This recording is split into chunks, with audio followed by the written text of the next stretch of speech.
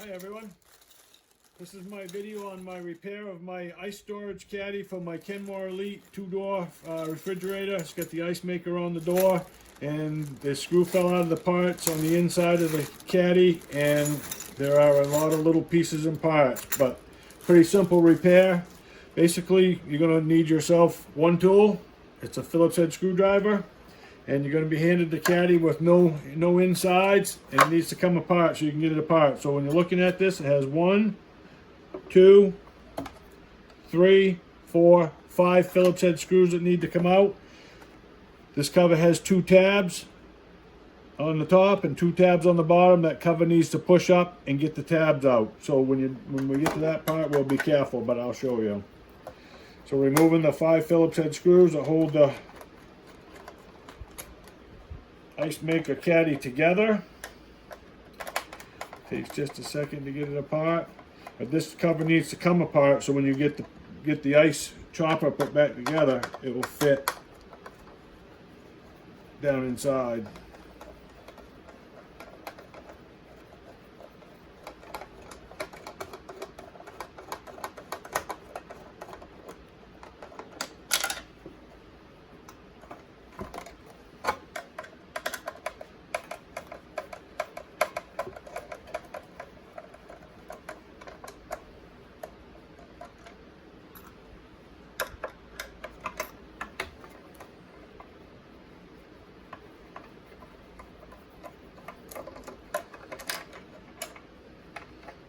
Now that we've got the 5 screws out, this top cover needs to come off, and if you look, there's little tabs on the top and the bottom, and it needs to push forward, and you can get the tabs apart. And it's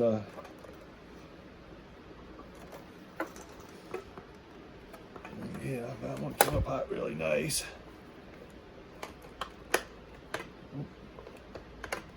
There you go. And then that cover comes off, and you can set that aside for right now because we won't need that. And now this part you got to put back together, so it comes with a lot of pieces and parts that come with it. And we can set this back off to the side too while we're putting this together. So this is the part that the gear from your refrigerator goes with, and that is going to go fit on the inside of this right here.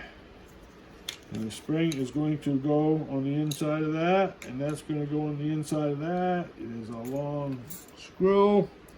Now we'll put that down through that, and then that spring loads the back of that.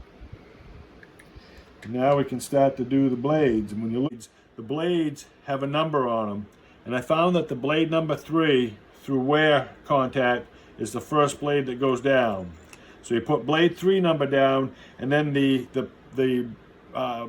angles that have to hold this into the base of the thing need to be considered down. So when you're looking at your washers, you'll see one that's got a beveled face and one that doesn't. So right now I'm going to use the one with the beveled face looking up, and I'm going to attach one of the lower arms. And just notice the position, how it's got to go into the base, on how you make these things go. So now I'm going to put another surface down to separate the two and give that its own wear, and I'm going to put blade number 2 down. And blade number 2, and I'm looking at my numbers, slightly offsets from blade number 3. And now I've got the other arm that needs to consider here, and there's one more washer that has a bevel face. I'm going to put that on, and now if you need to, you can lift that up and pull that little bolt down through and stick it back up through. And then I'm going to put another face on, and then I'm going to put my 3rd cutting blade on. And if you look, they're staggered 1, 2, 3 as they stagger down through.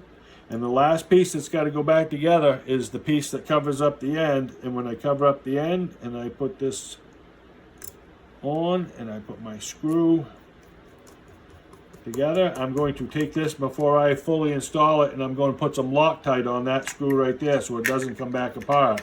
But when you're looking at this, you can see how the blades are evenly spaced, and that the 2 collars that need to rock are in their own space as well.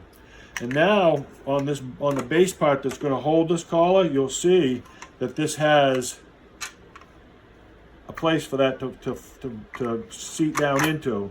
And that seats down into that. That collar fits against the back of that.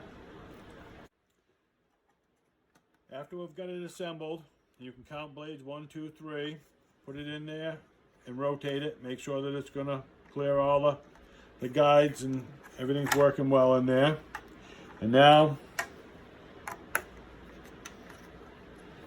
we can take this back out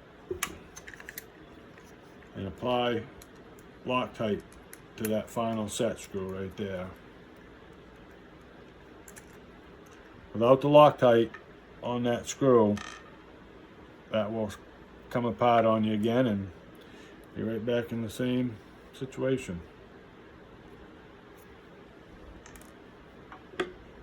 Doesn't take much of this to work. So you put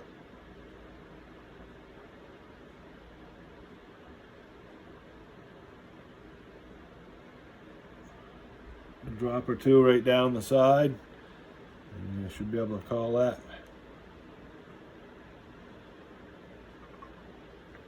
good.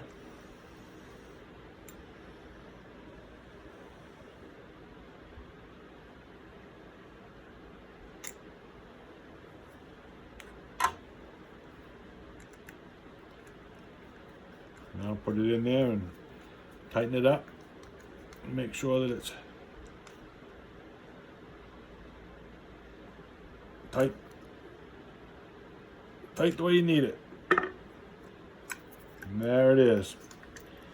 So now this piece will go back in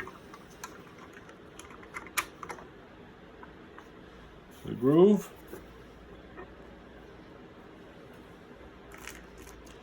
And the cover will fit back on.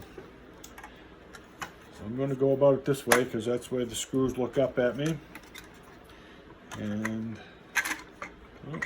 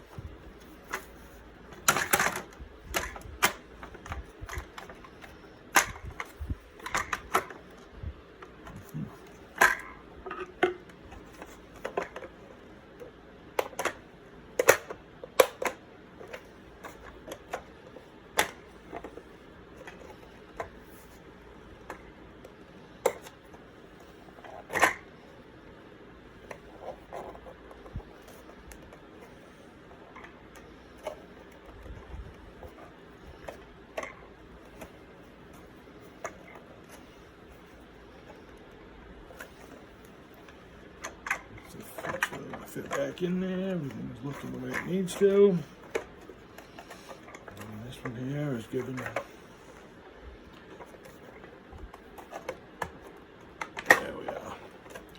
there we are, both sides are tabbed back in where they need to be.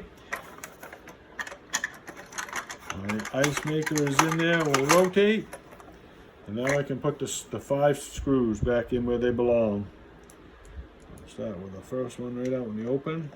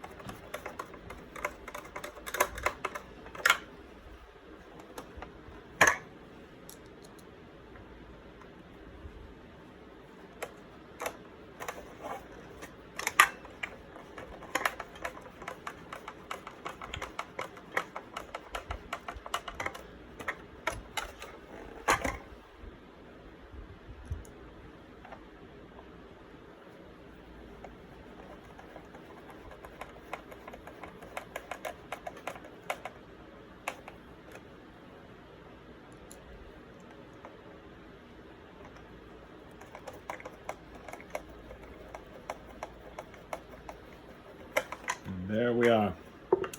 5 screws back in, my tabs are locked in. My ice maker will rotate freely. There we are. Ice storage caddy repaired. Hope this video helps you.